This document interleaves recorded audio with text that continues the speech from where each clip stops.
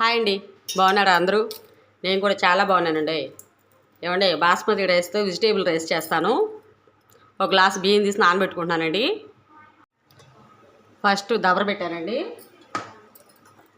Oil వేసాను, ఒక స్పూనుడు నెయ్యి కూడా వేస్తున్నాను, బాగుంటుంది టేస్టు. ఇదిగోండి, ఆకు, జాజి పువ్వు, లవంగాలు, షాజీర అన్నీ వేసేస్తున్నానండి. యాలకులు, ఉల్లిపాయ, పచ్చిమిర్చి వేసేస్తున్నానండి. ఇంకోటి చక్క ఉల్లిపాయ అంతా మగ్గిపోయింది. ఇప్పుడు టమాటా వేసేస్తున్నాను, 2 కోసి పెట్టుకున్నానండి టమాటాలు.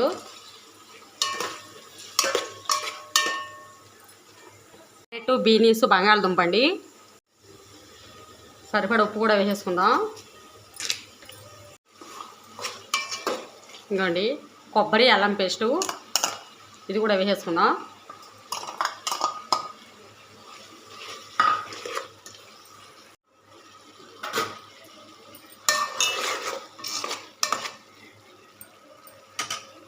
ఇప్పుడు వాటర్ పోసుకుందామండి. నేను ఒక గ్లాస్ బియ్యం కదా, 1.5 గ్లాస్ పోస్తాను వాటరు, చాలండి.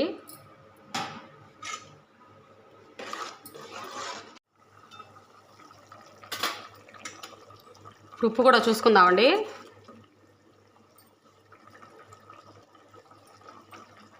నాకైతే సరిపోయింది కరెక్ట్గా. ఇప్పుడు చూసుకుంటేనే మనకి బాగుంటుందండి, సాలకపోతే వేసుకోవచ్చు.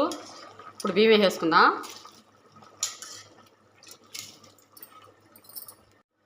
ఒక స్పూనుడు గల పెరుగు కూడా వేస్తున్నాను.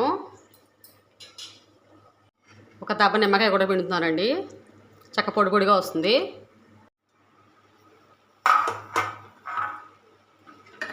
అండ్ ఇప్పుడు కొంచెం ధనియాల పొడి వేస్తున్నాను, కొంచెం గరం మసాలా, ఇప్పుడు కొత్తిమీర అండి. ఇంకోండి, ఇంకా అయిపోయింది. ఈ కార్తీక మాసం కదండి, ఈ నెలంతా మేము నాన్ వెజ్ తినవండి. తినేవాళ్ళు తింటూ ఉంటారు, మేమైతే ఈ నెలంతా ఇంకా కాయగూరలేనండి. అయిపోయింది, ఇంతేనండి.